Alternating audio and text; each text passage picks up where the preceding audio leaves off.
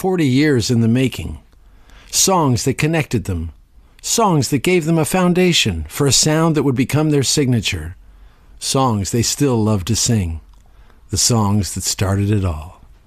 The band is Skydiggers. The album is West Montrose. I'm Joel Stewart, and this is Employee of the Myth, Season 5. Today's episode, Andy and Josh, West Montrose, Side B. And now, joining Jane Gowan and me in conversation, Andy Maize and Josh Finlayson, Skydiggers.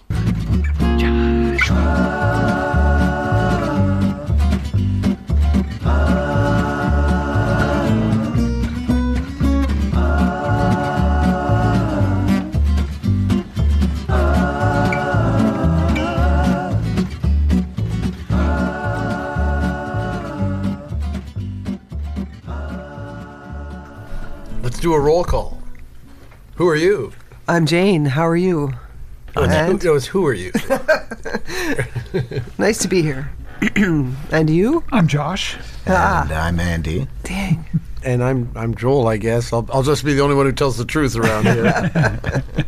Back for a second side. Side 2 of West Montrose. Let's get right to it. Track 6, which is side 1 when you flip your streaming service over.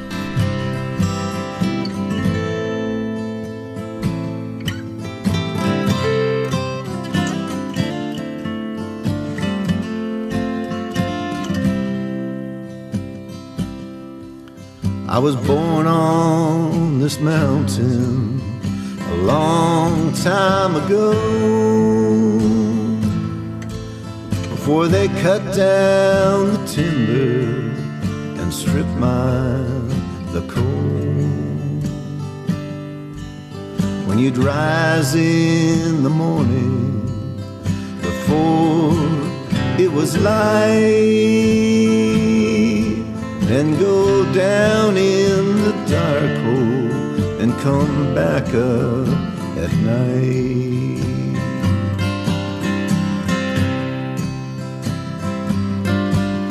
I was born on this mountain. This mountain's my home. She holds me and keeps me from worry and woe. Well, they took everything she gave, and now they are gone. But I'll die on this mountain. This mountain's my home. The Mountain. The Mountain. Written by Steve Earle. and performed with Del McCoury and on the Del McCoury Steve Earle record. Which is the same name as the song, The Mountain. It was that. Yeah. Great song. Josh, I think this is your best vocal performance ever. Wow. Well, So beautiful. Thank you very much. I must say the chorus vocals that join me are that Andy and it's Jesse beautiful. are bringing. It's It really top shelf elevates all around. Elevates the song.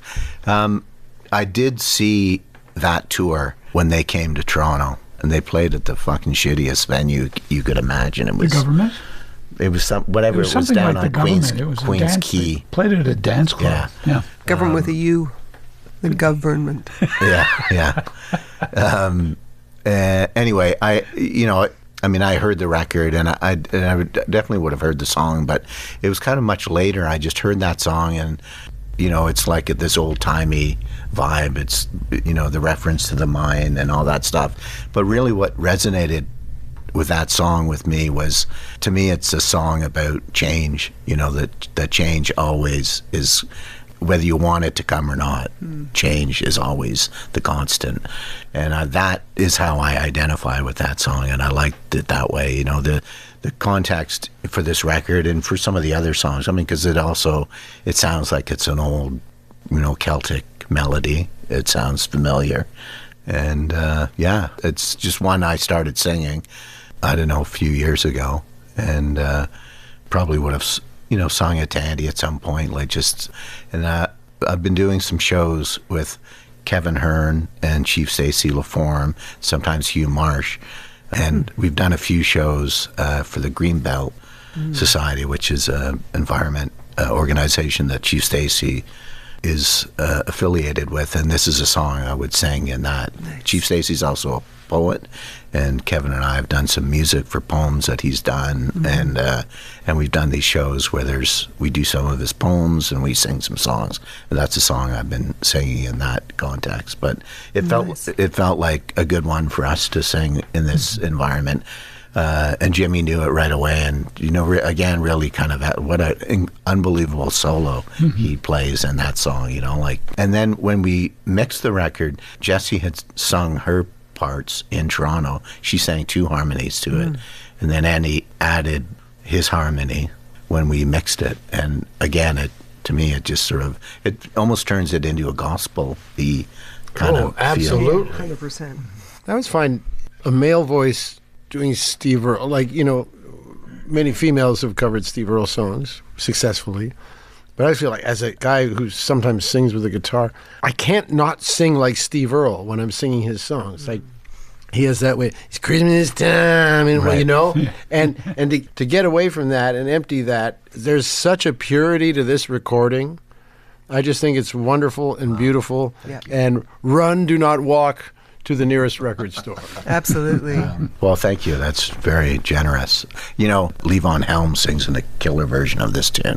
I think it's on Dirt Farmer, and that's I feel a little audacious, like he's the real deal. He can Mr. Haney it up because he's from that Arkansas guy. Yeah, right? But yeah, like I sang it for a long time, and I don't know, it just sort of ended up feeling like I was doing it justice, and that You certainly do. I think like Alberta as an example, it's a song that's been passed down through generations. The Mountain feels like that kind of a song, the lyric and the melody. So it's this tradition that you take, and that's what the thing about folk music is that because it's an oral tradition, you hear something and it changes, like through generations and through they just morph because it's not written down, it's not and that's how I see that song as well. It's kind of we talked about timeless songs. It feels like a timeless song. And he's a great songwriter. He's written lots of great songs, but this one, to me, sticks out in a way. I think The Mountain is wonderful. Oh, thank you. It gave me chills. Wow. Yeah. Wow. How do you manage to sound world-weary but also vibrant when you're singing a song like this? I don't know. Just trying to get through it, really. I think it's, again, because it was live and I'm playing with Jim in the room and hearing what he's playing, and we had no headphones on. And yeah, just not really wanting to fuck up the lyric, because then you'd have to start again. So, yeah, it just all worked out great. So that's not much of an answer, but yeah. To your question, I don't know how you do that. There's no... Just trying to get through it. Yeah, just getting through it. Track 7. In between the two of us, there's always something in the way.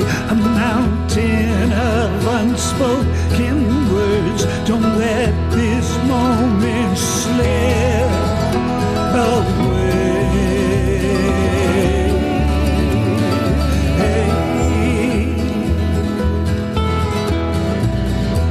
Just over this mountain, it will be clear for us to see again. Just over this mountain, open your eyes and you will see again.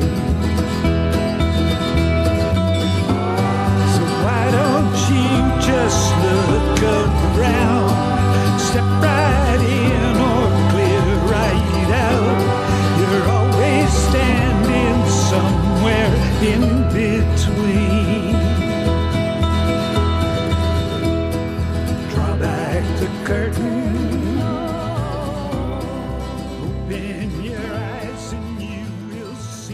So we go from The Mountain to Just Over.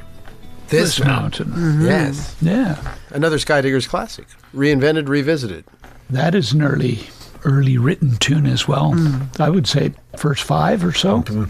I remember Andy and his girlfriend at the time, Tammy, were invited to a wedding in St. John's, Newfoundland. And we had a mutual friend who still lives out there, John McClintock. It's a fishing town with a drinking problem. No, wait, it's a drinking town with a fishing problem. I ruined the joke. We drove out from Toronto to the East Coast and stopped along the way. And I have some cousins in the East Coast, and we stopped in Bedeque with my cousins and played. There's a great photo of the two of us from probably 1986, 85, 86. 86.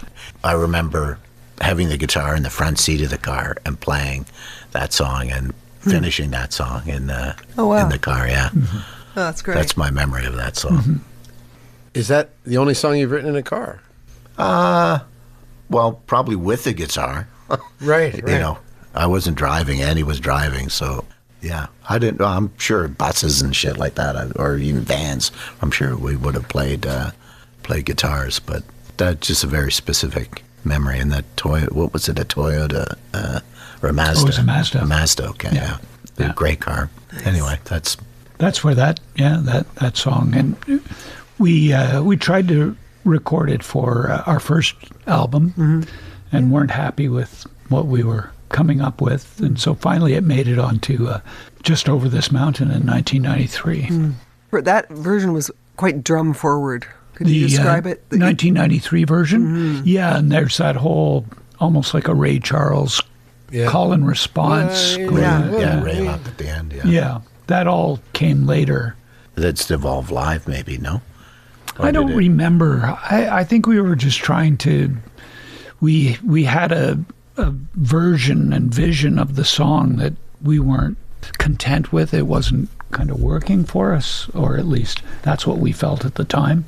So I don't even remember how we extended it. And I think the sound of that record, a lot of it was due to I think John Wynot's influence. He mixed the record, and I think he did a great job. But he did put a stamp on a number of things, like I'm Wondering. And, yeah, he put the intro on the I'm Wondering. Remember, it was he took it from the body of the song. Yeah. My guitar starts the song, and that was how we recorded it. Yeah. I don't think we used it, but he did a mono mix of Just Over This Mountain. Oh, is that right? Yeah. And it really saturated and kind of distorted, and that record was a real kind of learning curve for us, because we'd spent a lot of time mixing it and doing stuff that we hadn't really done in the past. Well, the first 2 records, I mean, the second record was a lot of recording, but we weren't very involved in the mixing, really. We were, it had been sort of handed off. We went and listened to them, but it was the mixes were done kind of without us in a lot of ways. They were, it's not like we didn't say we'd have to approve them, but I just felt more involved in the process of these mixes, which we did at Reaction in Toronto. I see. And John did a great job. It was a lot of fun. But on this version, you've kept that same energy of the song, using that. There's a lot of, is it mandolin and guitar interplay between the two, which is so beautifully rhythmic, and you're doing the fine art of weaving, that's for sure. Yeah, again, all live, like we would probably ran the song once. He would have charted it, and we would have gone out and recorded it. Maybe we did a couple of versions. I don't even remember. I don't remember. Everything happened so quickly, And we would have said, let's just play out, do a solo through the end bit, and I'll come back and sing it, and it would end. So it was all pretty organic, and it really is. It's certainly a great showcase for Jimmy's talents. Yeah, let's shout out Jimmy Boskill again. Absolutely. On this episode, because absolutely his studio. He's recording and playing at the same time. That's right. Incredible. Track 8. Blue railroad train, I'm going down the railroad track. Makes me feel so doggone blue to listen to that old smokestack.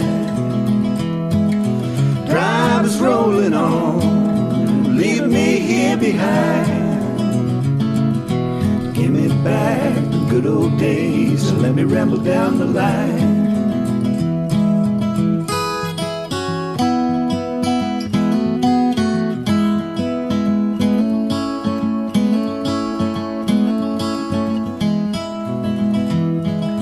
Blue railroad train, leave me here alone. You treat me good, you treat me bad, you're making me think of home. I hear the lonesome train, I love to hear the whistle blow. She's taking the sun, leaving the rain, making me wanna go.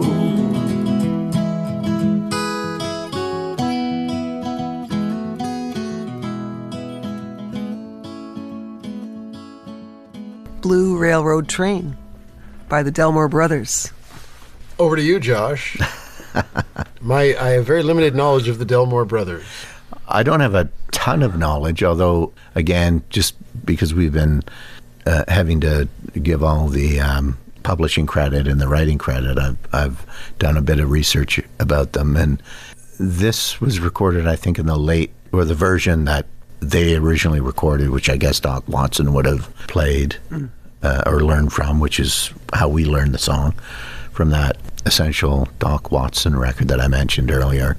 They recorded it in 1938, and I think I mentioned as well, it was Rayon and Delbert, I think, were the two brothers, and one of them played tenor guitar, 4-string tenor guitar. The other one played guitar.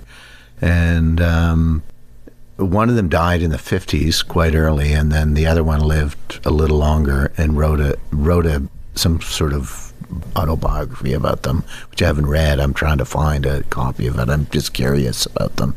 But they were born in Alabama. I think they grew up on, the tenement farming communities, and they sang in church choirs and stuff like that. And, like a kind of a classic American story of that time.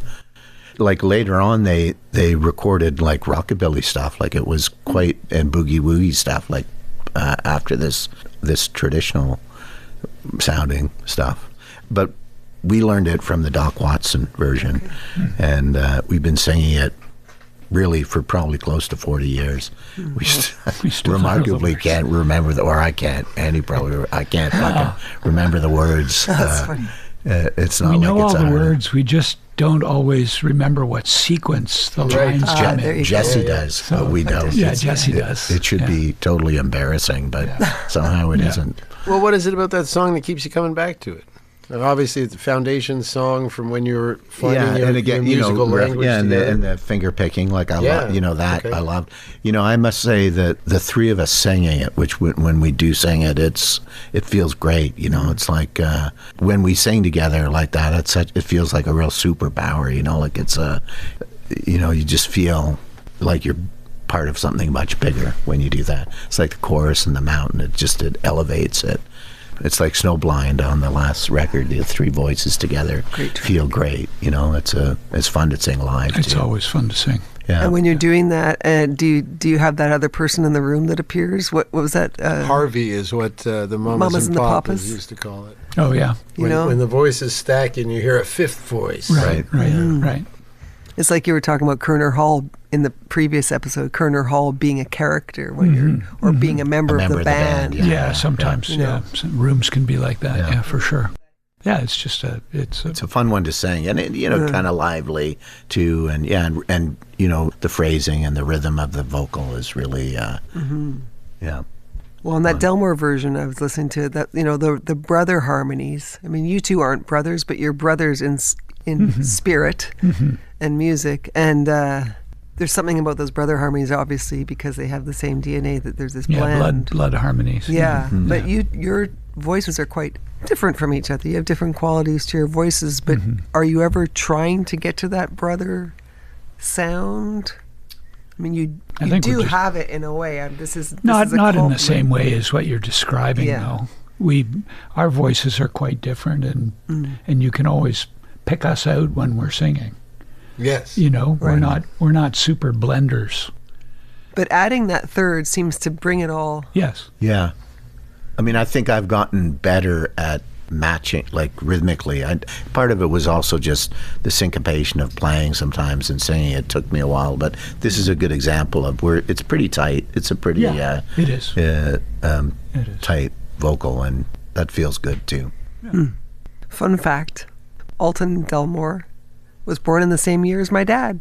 Oh, nice. Wow. Alton. I said Dalton Denmore or something. Alton, right. Alton. And I think he was the 1908. songwriter. I think if my memory serves me, he was the one that wrote the tunes.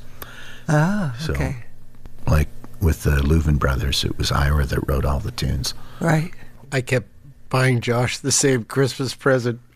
You have the Louvin brothers book, Satan is Real, their autobiography. And I was like, oh, Josh will love this. He loves this stuff. And then a couple years later, I'm going to get this Louvin brothers book for Josh. And I'm like, hey, Merry Christmas, buddy. He's like, I think you got this for me before. I'm like, okay. It was like Groundhog Day at Christmas. I'm an idiot. What's that podcast, Rhinestones and... Cocaine and Rhinestone. Yeah. They do an episode on the Louvin brothers. It's so fantastic. I mean, it's great you can't stuff. make that shit. Yeah. No kidding. It's so incredible.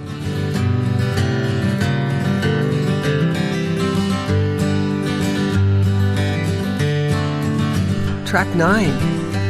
I've been walking around this old town, trying to find some peace. But the only peace I get is from hearing your voice. We don't talk no more.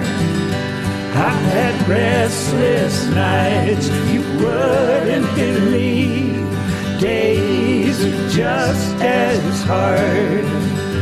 Well, the only peace I get is from hearing your voice. We don't talk no more. I've had restless nights you wouldn't believe. Days are just as hard. Well, the only peace I get is from hearing your voice. We don't talk no more. Get it?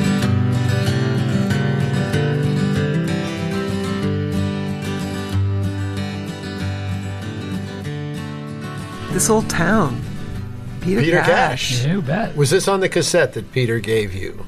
No, it wouldn't have been. No, I just remember he wrote this when we were touring our first record, and we were touring with Blue Rodeo, and I remember him playing me the song in Calgary.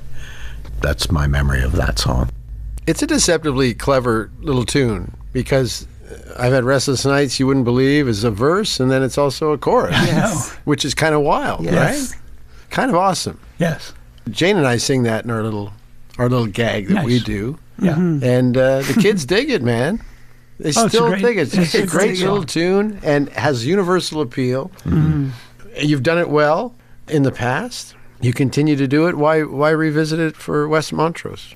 Well, as Josh has said, we didn't really go in with an agenda or a plan as to what we would record. We would do a song, and then it was like, oh, what do you want to do next? Yeah. Wow. And that's a song that we often play as a duo, and it just, let's see what Jimmy can bring to it, and then adding Jesse in, we know what Jesse brings to it. So And then Paul Langlois also sings on it. Paul. Oh, that's seriously? right. Yeah. Yeah, Paul. Oh, that's sings on it. awesome. That's right. When we mixed up in Bath, he came out over. and That's right. sang nice. sang harmony on it. That's a song that He he loves sung that with song. us Yeah. for years. Yeah. Also, it was on the Dakota, as you mentioned in our The Dakota previous Sessions. episode, the Yeah. Dakota Sessions. Yeah. So near and dear to my heart. Anyway, it's lovely to hear it again in this context. Another life for that song. It's just a good character tune, you know? Oh, yeah. You kind of picture yourself as that character, and we can all identify with it. And it's lovely to hear it again. Now, I'm wondering how many people have covered this song. You know, like Paul McCartney, you might not know how many people have covered your version of, in his case, Yesterday. But I know there's a video of your now bandmate in Captains of Everything and your bandmate in Skydiggers, Aaron Como, in another band playing this song. Oh, really? Yes, Live. that's I haven't how I seen that. first saw him. They were what Of this old town? Yeah. Okay. He was playing guitar with What was that band called? Cameron Harvey, I think they were called. Oh, good Oh, one. okay. And And I was like, oh, someone's doing a Skydiggers tune. I remember Aaron and the playing, and I remember that band, and that was the first time I saw him. And I remember thinking, that's the kid from Josh's skating party or something, or like he was a neighborhood kid. But I remember that really sticking out to me at the time. And I remember at the time thinking, I think it's really awesome that these 24-year-old wallet chain hipsters are singing this trad country tune. Nice. You know, which was recorded by 45-year-old wallet chain hipsters. So I love it. Now, the Mahones have a song called This Old Town. Have you ever had like a This Old Town rap battle? We should. We should. Bring it on. Yeah. You could take them. Winner gets to keep playing This Old Town. Yeah. That's awesome. This dirty old town. Yeah. Track 10.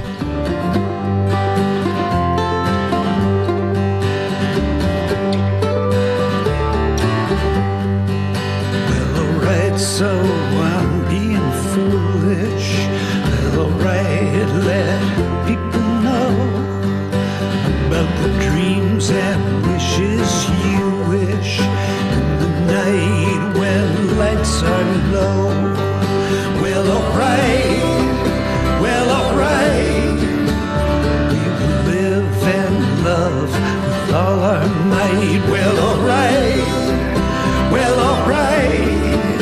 our lifetime love will be alright.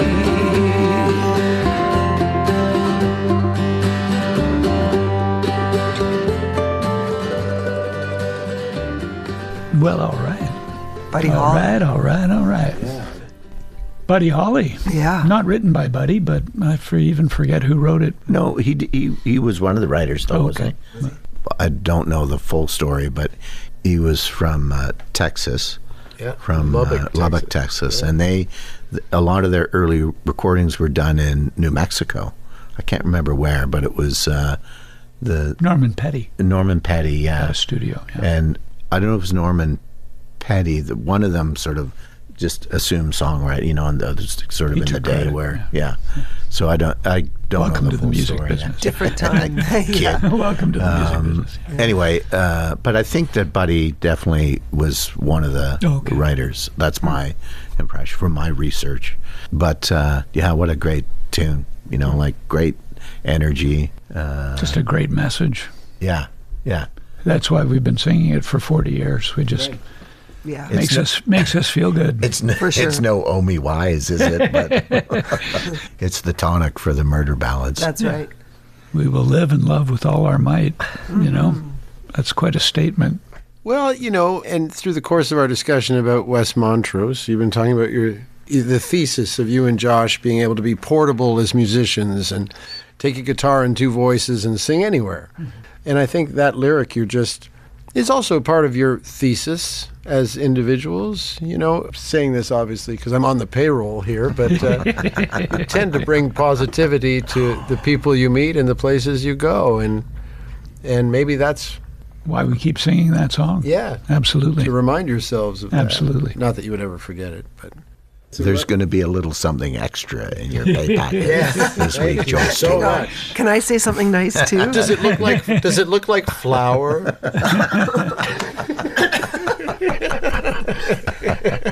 Now there are these old T-shirts that I don't have. I don't have one, but I need one of your face with your Buddy Holly glasses. Right. And you performed this song at Andrew Cash's 2010. NDP nomination. Yeah, we did. And in the comments of that video, someone says about you, are those Buddy Holly's actual glasses? They are not. We're answering that question right now. They are not. And John Lennon also had, before he had the granny glasses, he had the National Health Service issued black frames. Very distinctive. Yeah. But I do love those. And are there any of those T-shirts anywhere? I take a size medium. No, that's from from Alice too, didn't she? Alice did that. We were talking about Alice Few earlier, who did the graphic design and artwork for a number of our records, and for a record that I put out called "The History of Forgetting." And she sent along 5 or 6 T-shirt designs, and I'm scrolling through them, and then that was the last one. And I just broke out laughing. It was very, very funny. It's inspired. So we did make a few, and I gave them to my parents. As you're telling this story, there's another T-shirt that should be mentioned. I was telling my mom this story the other day. We played a New Year's Eve show. Oh, dear. In Toronto at Mallasman Square. And we played it with the Waltons, who are a band from Saskatchewan, from Regina. And while they were on stage, one of the members left their camera, old analog camera. This is pre-cell phone. People still use cameras. I think it was Ron. I don't remember who. It was Ron. It was Ron. Thought, okay, well, let's, Andy, let me take a picture of your ass.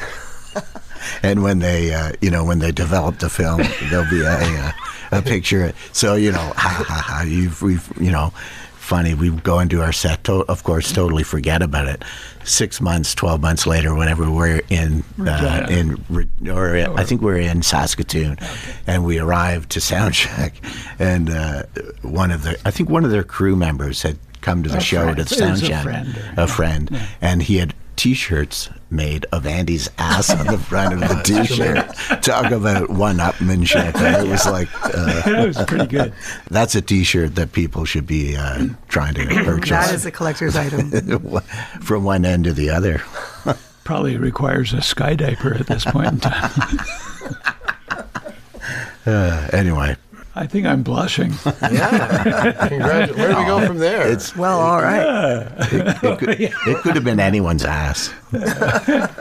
Oh, boy. I really miss photocopiers and working late. Oh, my goodness. That's all I'm going to say about that. Yeah. No reason, really. Yeah, my friend Lainey and I had a tradition on Fridays. Really? On Fridays. When I worked together at the Vancouver East Cultural Centre, we had the photocopier all to ourselves. Yes, nothing says Say no nothing more. says culture more than photocopying your ass. Yeah, it wasn't our ass. Well, the West Montrose podcast, yes, it's taken a turn. The imagination runs wild. What do you want your fans to get out of this record? Let's put a bow on it for now. That's a good question. I'm never quite sure how we approach that thought. We always begin with what we want to get out of the record. And what did you want to get out of it then? And did you? Yeah, absolutely. Yeah, just to remind ourselves what it was, what it was when we started, what it was like, how we felt, and to always hear, Josh's playing is always, it is the heart and soul of the band.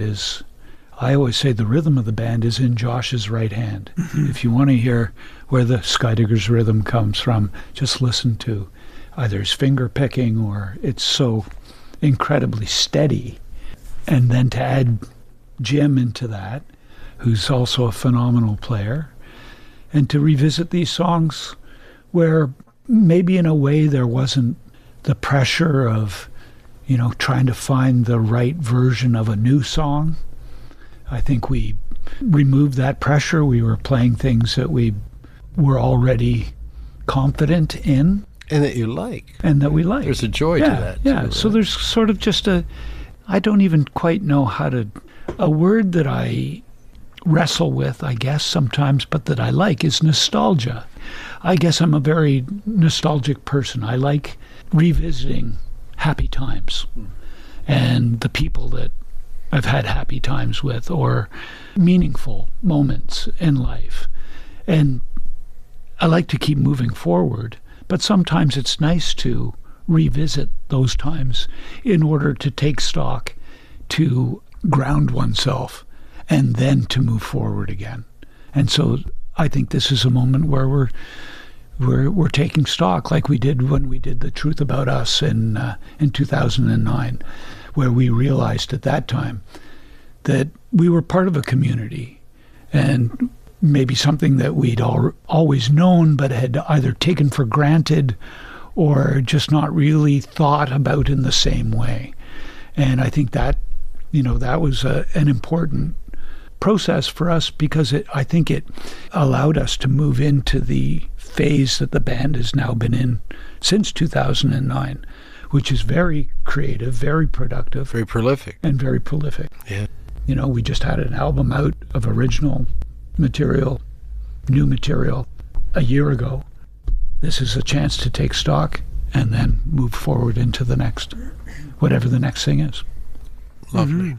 Nostalgia isn't what it used to be. Thank you very, very much, guys. Thank you very much. Thank you. And congratulations. Thank you. Thank you. Thanks, Tim. Thank you, Tim. You've been listening to Employee of the Myth. Thanks to Andy Maize and Josh Finlayson. Skydiggers' new album, West Montrose, is available June 5th, wherever music is enjoyed. Today's show was recorded by Tim Vesley at the Woodshed Studios in Toronto. The podcast is hosted and mixed by Jane Gowan. If you enjoyed this conversation, please rate, review, share, subscribe, and play it loud. For all your news and dates, please visit skydiggers.com. I'm Joel Stewart. Thanks for listening. Don't look to me for the answer. I don't know nothing anymore. I'll do my best in the meantime and wonder what it's been for.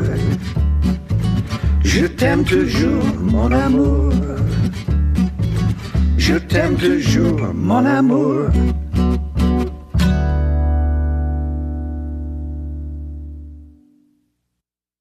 So, like, we go from, like, the mountain to, like... I'll wait for the camera for I've that never one. heard Andy's English accent.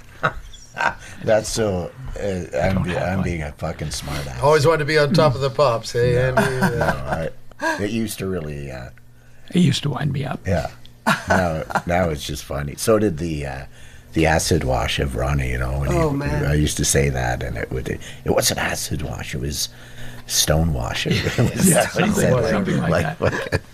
Talk about difference? splitting the atom. You say potato, I say potato. Boing. Boing. Gong, gong, gong.